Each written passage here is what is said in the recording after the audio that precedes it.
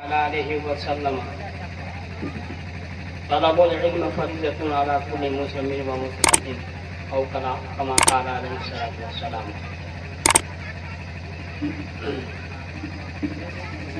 آج بہت بڑی سعادت کی بات ہے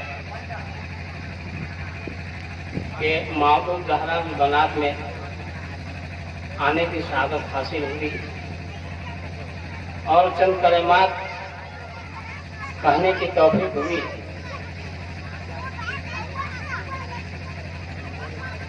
حضرت شیخ سعدی رحمۃ اللہ علیہ فرماتے ہیں بنی روح کے سب سے بڑا درختے کے اکنوں گرفتست پائے، بنی روح سب سے بڑا عاقبت دگائے۔ اگر ایک پودا لگایا جائے اور اس کے بعد میں اس کو فوراً اکھاڑ لیا جائے تو اکھڑ جائے گا، لیکن جب تناور درخت ہو جائے گا تو پھر 100 آدمی مل کے بھی نہیں کھا سکتے۔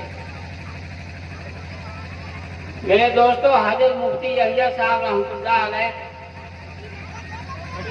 ہدایہ آخرین کے درس میں طلبا کو سمجھایا کرتے تھے کہ دیکھو تم ابھی پڑھ رہے ہو، اب چند سال میں تم یہاں سے فضیلت حاصل کر لو گے، لیکن یہ مت سمجھنا کہ ہم یہاں جا کر کے بخاری شریف پڑھائیں گے،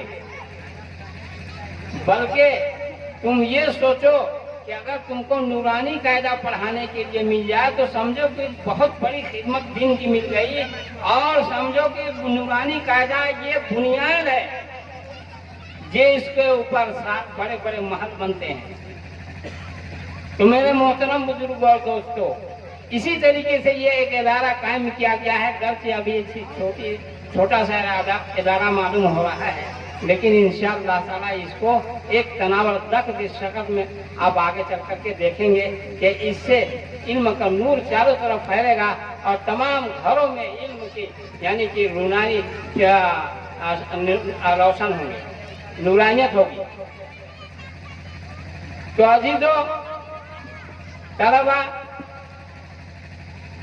پڑھنے میں محنت کرنی چاہیے اور لگن کے پڑھنے کے ساتھ دل کو حاضر کر کے پڑھنے کے ساتھ استاد کی باتیں بھی سمجھ میں آتی ہیں اور پختہ یاد بھی ہوتا ہے۔ ہم نے واقعہ میں پڑھا تھا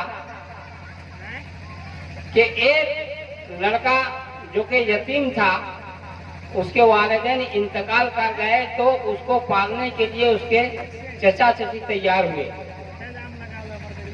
لیکن انہوں نے کہا کہ بھائی اس کو تو ہم لوگ نہیں رکھ سکیں گے، دیکھو چلو کسی مدرسے میں اس کو داخل کر دیا جائے تاکہ وہاں پڑھے، ہم لوگ اس کے جھنجھٹ کو اتنا برداشت نہیں کر سکیں گے۔ یہ سوچ کر کے قریب کے ایک مدرسے میں اس کو داخل کر دیا گیا اور وہ پڑھنے لگا۔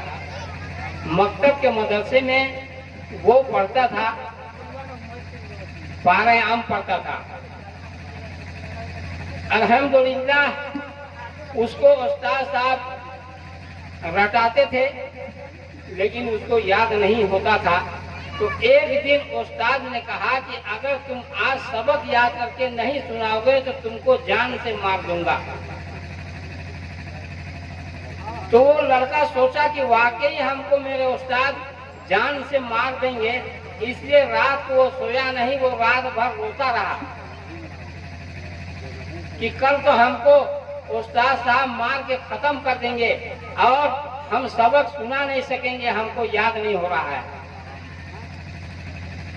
اتنے میں آنکھ اس کی لگ گئی۔ کچھ رات کے بعد تو خواب میں جناب رسول اللہ صلی اللہ علیہ وسلم تشریف لائے اور آنے کے بعد میں اس بچے کو اٹھایا، کہا کہ بچے کیوں روتے ہو تم؟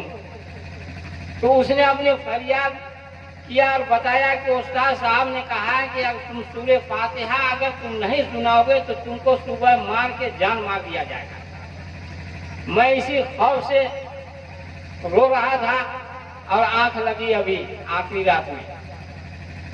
تو جناب رسول اللہ صلی اللہ علیہ وسلم نے کہا کہ اچھا تم اپنی منہ کھولو۔ اس لڑکے نے اپنا منہ کھولا اور جناب رسول اللہ صلی اللہ علیہ وسلم اپنے لعاب دہن کو اس کے منہ میں داخل کر دیے، ڈال دیے، اور کہا کہ جاؤ اب تم کو سبق یاد ہوگا اور تم پھر پھر سناؤ گے۔ چنانچہ جب صبح ہوئی تو استاد کے پاس پڑھنے کے لیے اب گیا تو آج وہ ڈرا سہما نہیں تھا بلکہ بالکل پھرتیلا ہے نا، ایک دم مسکراتے ہوئے گیا اور استاد کے پاس جا کر بیٹھ گیا اور کہا کہ حضرت ہم نے یاد کر لیا ہے سورہ فاتحہ، آپ سبق سن لیجیے۔ کہا اچھا چلو سناؤ۔ اب اس کے بعد اس نے فل سنانا شروع کر دیا۔ تو استاد نے کہا کہ تم کو کل پرسوں تک تو ایک آیت یاد نہیں ہوتی تھی، آج تم پوری سورت سنا دیجیے، بات کیا ہے؟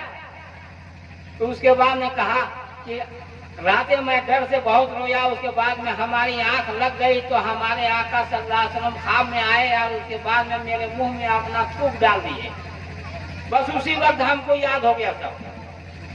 جب یہ بات وہ استاد نے سنا تو سن کر کے اس قدر اس کو مطلب یعنی خوشی ہوئی اور اس قدر وہ خوشی کے مارے رونے لگے کہ اس طلبہ کے واسطے جناب رسول اللہ صلی اللہ علیہ وسلم تشریف لائے اور اس کے بعد میں اپنا لعاب دہن کھلا دیے کہ جس کی وجہ سے اس کا حافظہ مضبوط ہو گیا۔ تو عزیزو تم محنت کرو، محنت کرنا کبھی رائگاں نہیں جاتا ہے۔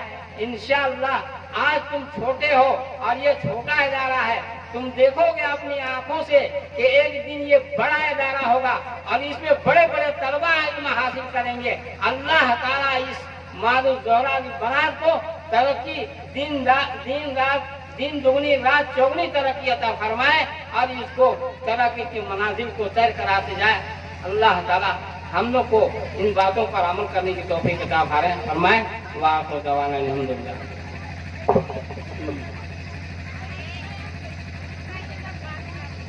یہ تھے حضرت مولانا